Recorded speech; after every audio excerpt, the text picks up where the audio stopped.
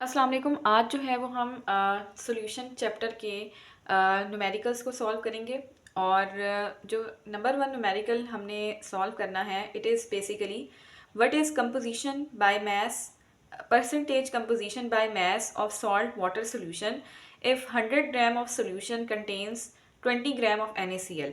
तो इसमें इसने हमसे परसेंटेज कंपोजिशन निकालने को कहा है और हम पीछे पढ़ चुके हैं कि परसेंटेज कंपोजिशन का जो फार्मूला होता है it is mass of solute divided by mass of solution multiply 100।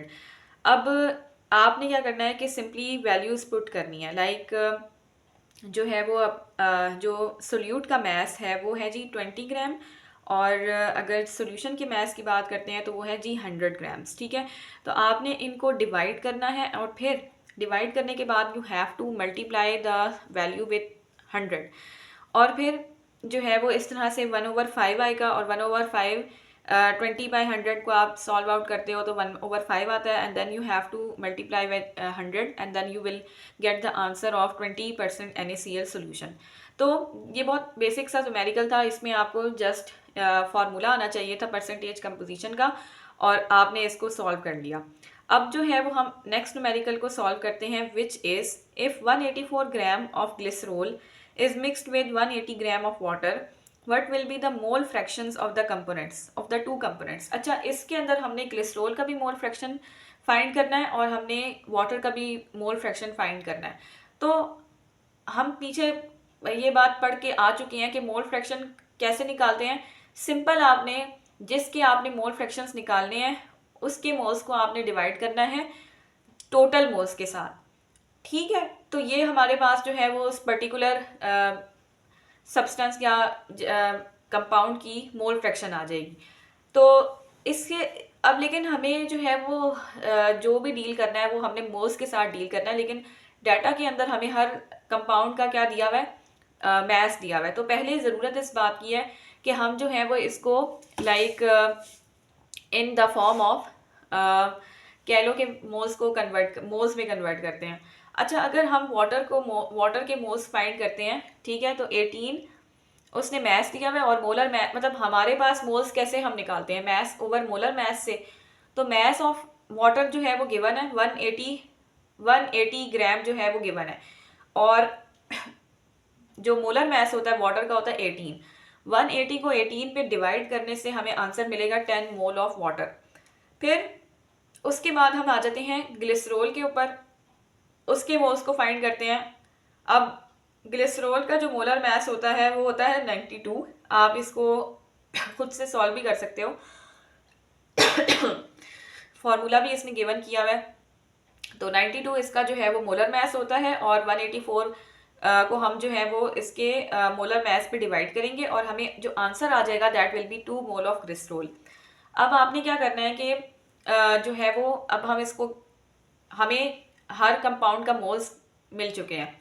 अब हम जो है मोल फ्रैक्शन बड़ी इजीली कैलकुलेट कर सकते हैं। लाइक अगर मैंने वाटर का मोल फ्रैक्शन फाइंड करना है तो उसका क्या फार्मूला होता है, moles of water divided by total number of moles.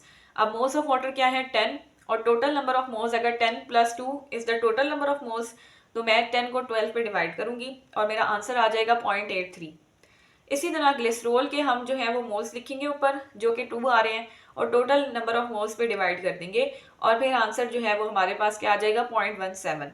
अच्छा, उसके बाद आपने क्या करना है, नेक्स्ट न्यूमेरिकल सॉल्व करते हैं। ये न्यूमेरिकल तो बहुत बहुत ईजी था, जस्ट आपने मोल फ्रैक्शन निकालने थे।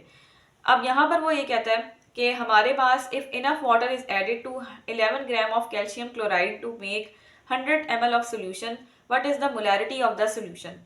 अच्छा, यहाँ पे उसने हमसे क्या फाइंड करने को कहा है, मोलैरिटी। तो मोलैरिटी जो है उसका क्या फॉर्मूला होता है, मोल्स ओवर वॉल्यूम, और वॉल्यूम जो है it should be in litres.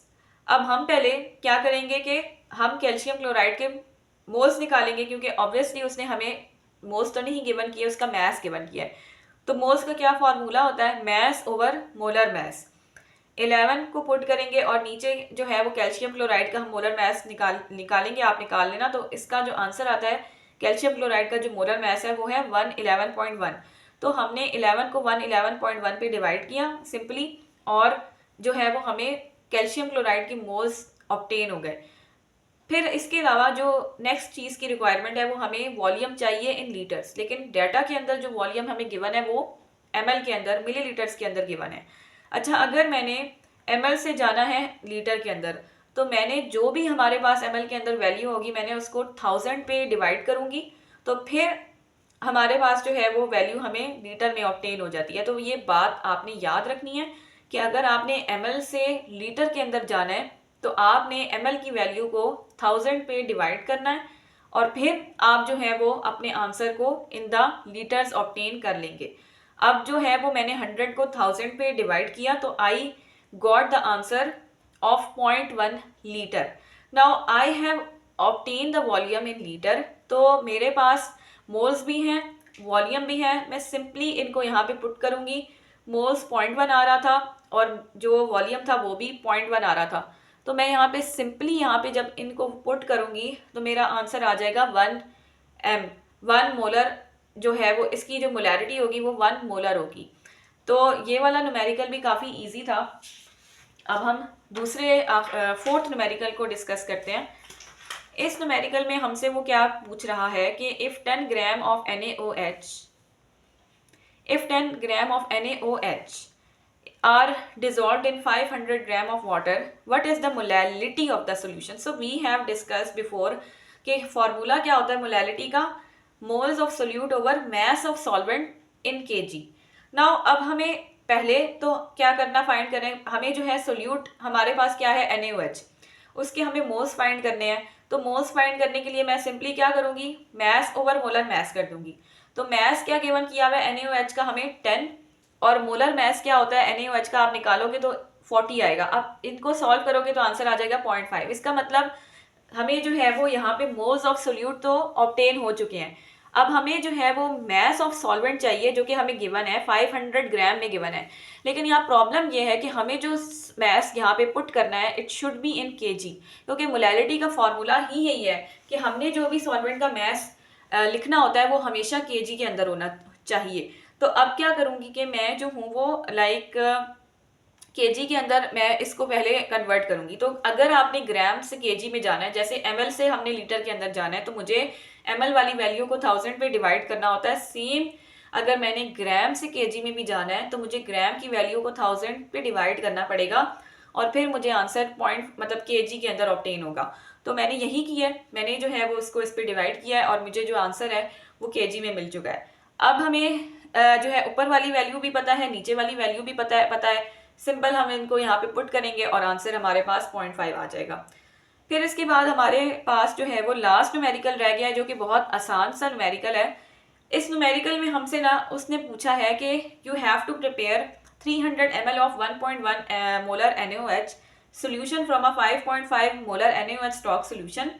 What volume of stock solution should be diluted with pure water to obtain the desired solution?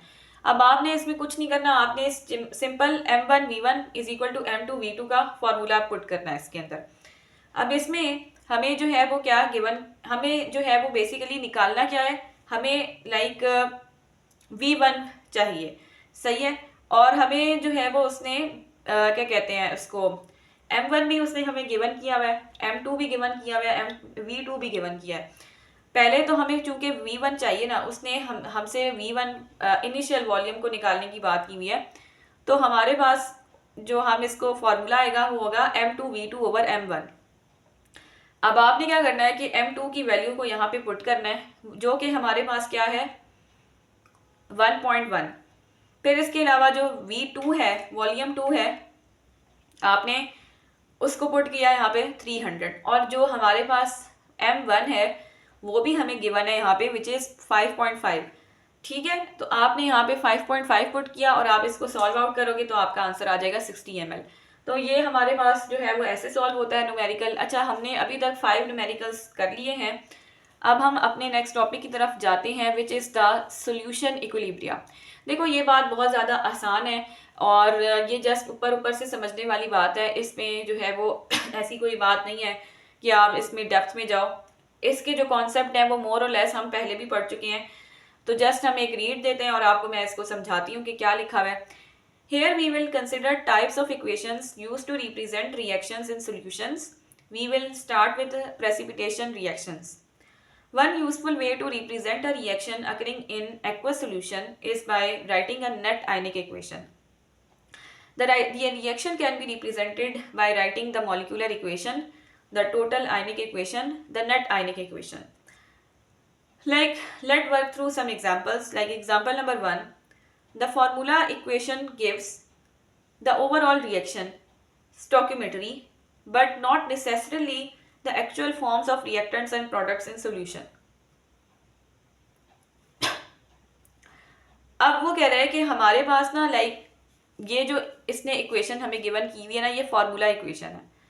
तो ये फार्मूला इक्वेशन जो होती है ना, हमें ओवरऑल रिएक्शन के बारे में तो बताती है कि क्या मतलब ओवरऑल रिएक्शन से मुराद है कि कौन कौन से एलिमेंट्स इस पूरे रिएक्शन में इन्वॉल्व थे, but not necessarily the actual forms of reactants and products. लेकिन हमें जो है वो ये नहीं बताती कि असल में रिएक्ट कौन कर रहा था, इनमें ज़्यादा किसका रोल था एज अ रिएक्टेंट और प्रोडक्ट। तो वो हम जो है वो नेट आयनिक इक्वेशन से फाइंड करते हैं। और नेट वो कहता है कि जो complete ionic equation represents as ions all reactants and products that are strong electrolytes. अब इसमें ये चीज़ है कि अगर हमने जो है वो पता करना है कि असल में रिएक्टेंट्स एंड प्रोडक्ट्स क्या है, तो हम जो है वो नेट आयनिक इक्वेशन लिखते हैं। अब हम ना इसको हम कैसे निकालते हैं नेट आयनिक इक्वेशन को, इसने वो बताया हुआ है।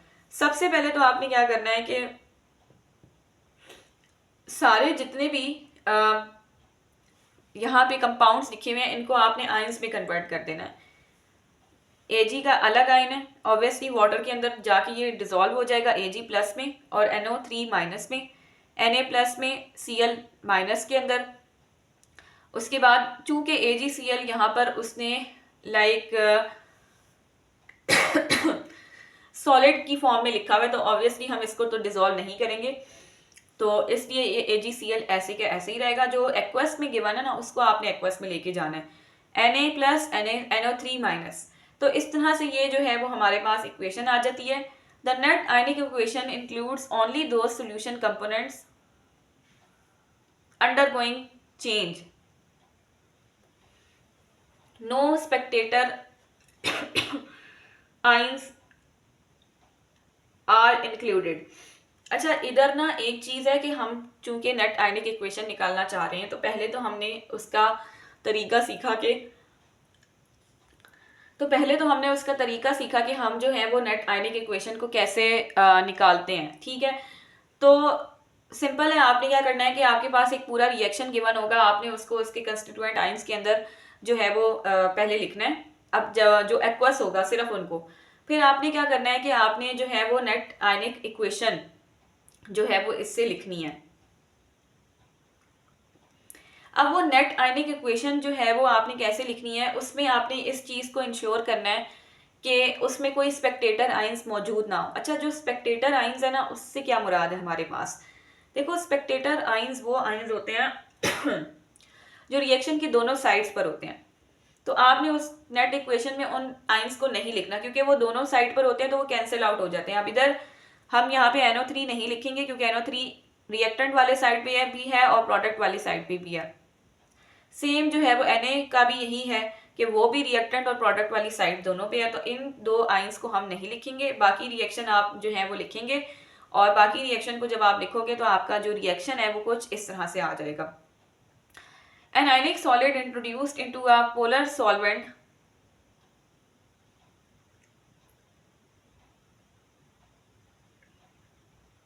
dissociates into its component ions, and that dissociation of such solute in solution may be represented by।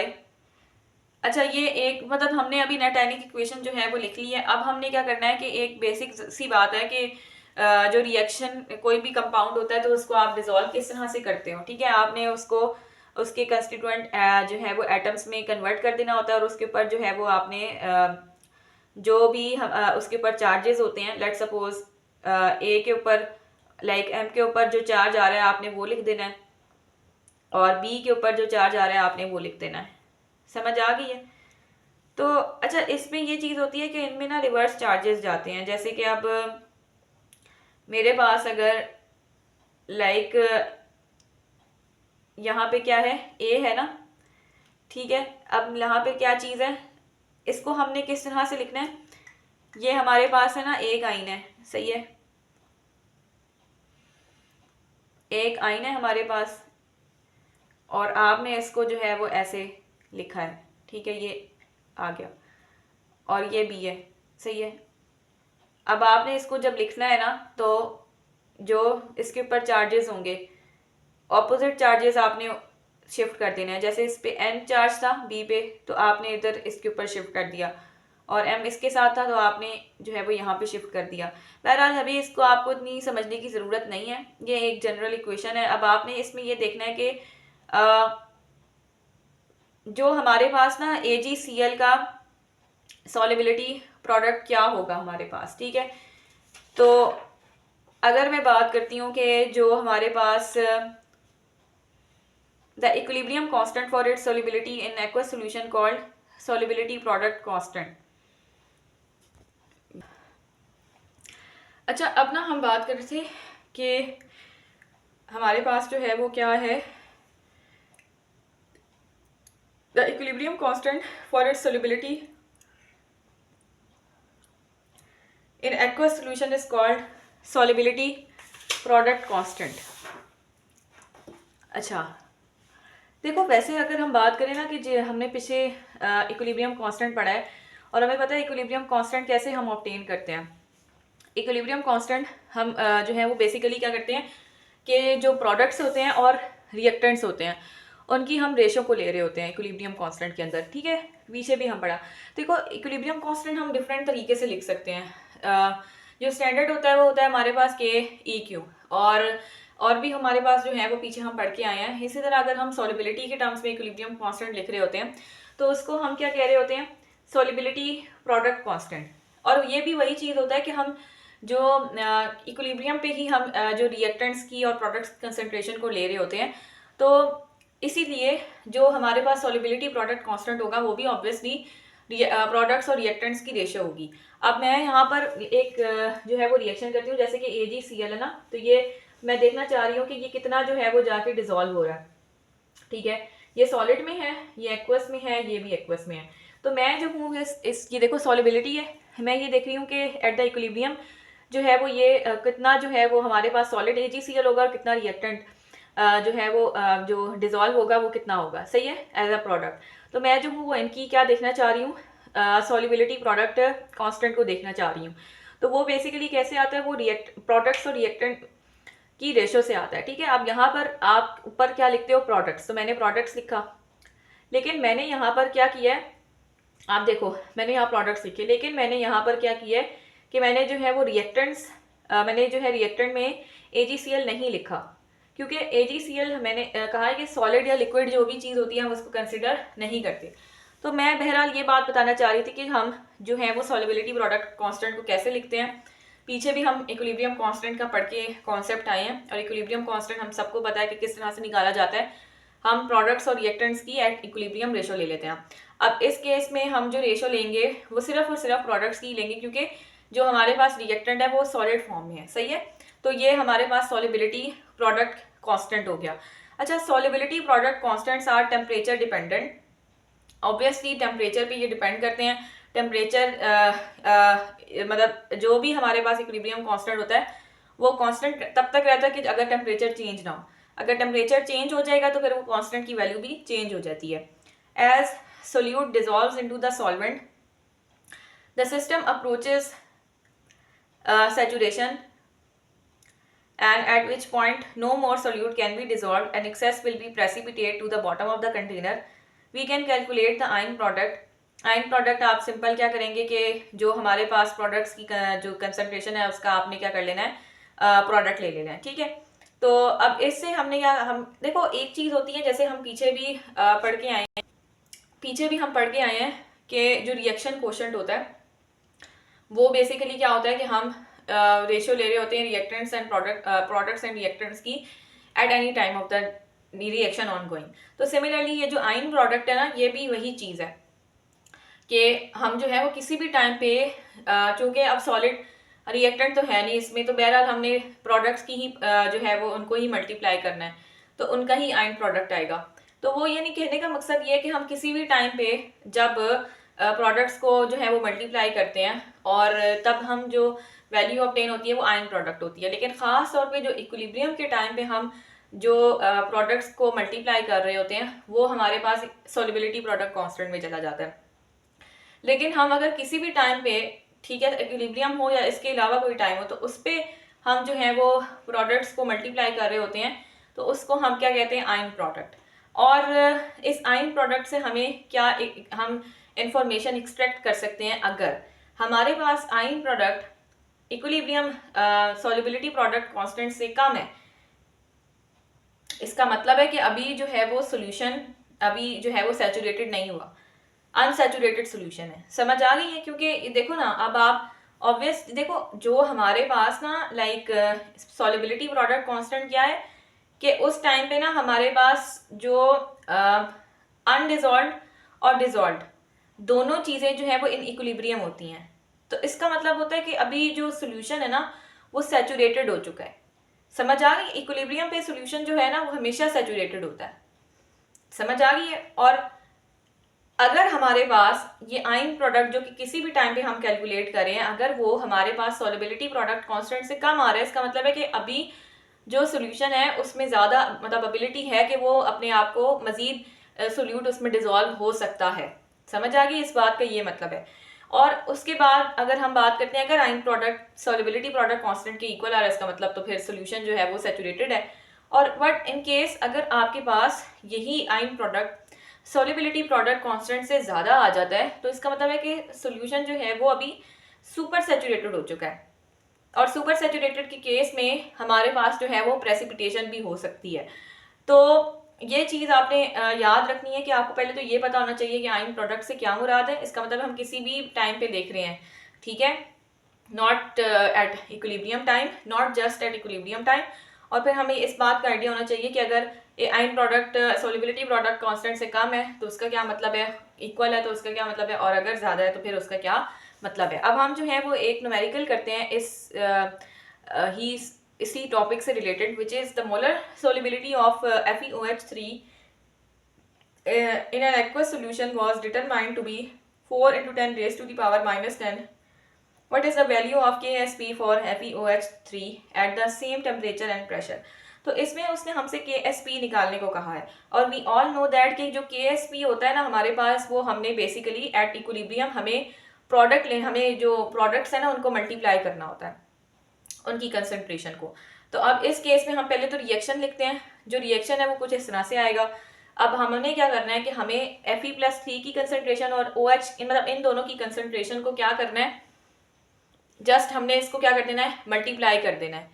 तो अब जब हम इनको मल्टीप्लाई करेंगे तो हमारे पास जो है वो आपका क्या आ जाएगा, KSP आ जाएगा। तो KSP यानी हम मल्टीप्लाई कैसे करें, हमें जो है वो इक्विलिब्रियम पे इनकी कंसंट्रेशन फाइंड करनी है। तो हम अपना क्या इसका देखो, हमें इक्विलिब्रियम पे जो है वो इन दोनों की कंसंट्रेशन फाइंड करनी है। और हमें लाइक क्या कहते हैं उसको, लाइक अगर अच्छा, तो इसको मैं जो हूँ वो कैसे सॉल्व करूँगी, अभी हम इसको देखते हैं। ओके, अब हमने इसको कैसे सॉल्व करना है, हमने जो है वो सिंपल आइस टेबल बनाना है। आइस टेबल में हम क्या करते हैं कि हमारे पास जो है वो हमें जो है वो बेसिकली Fe+3 और OH की कंसंट्रेशन को मल्टीप्लाई करना है। तो उसके लिए हमें Fe+3 और OH की कंसंट्रेशन पता होनी चाहिए पहले। इन दोनों की हम जो है वो एक कॉलम में लिखेंगे। और हम जो है वो आइस टेबल में आई से क्या मुराद होता है, इनिशियल। तो इनिशियल जो है वो Fe+3 और OH जब हमारे पास रिएक्शन स्टार्ट होगा तो दोनों की कंसंट्रेशन जो है वो 0 होगी। और with the passage of time जो है वो इसके अंदर एडिशन हो जाएगा +x का और +3x का, ठीक है। ये हम मतलब इसमें जो है वो हमारे पास ऐड हो जाएगी ना अमाउंट, जो कि हमारे पास डिजोल्व होकर आ रही होगी फ्रॉम FeOH3। तो वो जो है अमाउंट जो ऐड हो रही है इसके अंदर वो क्या होगी, हमारे पास +x होगी। और इसी तरह OH के अंदर जो है वो +3x होगी, क्योंकि हमने जो है वो कोफिशिएंट को इंक्लूड करना होता है। तो अब जो है वो हमारे पास at the time of equilibrium क्या हमारे पास Fe+3 और OH की क्या कंसंट्रेशन आ रही होगी, x एंड 3x। समझ आ गई है? अच्छा, फिर हमने क्या देखना है कि हमारे पास जो यहाँ पर हम क्या करेंगे कि आपको ये बात पता है कि यहाँ पे x क्या है। x जो है वो हमें डाटा के अंदर गिवन किया हुआ है। असल में जो x है ना वो क्या है हमारे पास, उसने FeOH3 की अमाउंट बताई हुई है। यहाँ पर क्या बताया हुआ है उसने, शुरू में क्या था हमारे पास, FeOH3 की जो है वो अमाउंट उसने गिवन की हुई है, which was 4 into 10 raise to the power -10। तो यहाँ पर जो x पुट करेंगे हम वो होगा 4 into 10 raise to the power -10। और आपने सिंपल क्या करना है, इनको मल्टीप्लाई कर देना है। सही है, x यहाँ पे पुट किया, यहाँ भी। आप जब इसको सॉल्व आउट करोगे तो आपका आंसर क्या आ जाएगा, 6.9 into 10 raise to the power -37। ठीक है, जब आप इसको जो है वो डिटेल में सॉल्व करोगे तो ये इस तरह से हमारे पास जो फर्स्ट न्यूमेरिकल है सॉल्युबिलिटी प्रोडक्ट कांस्टेंट का, वो हो जाएगा सॉल्व।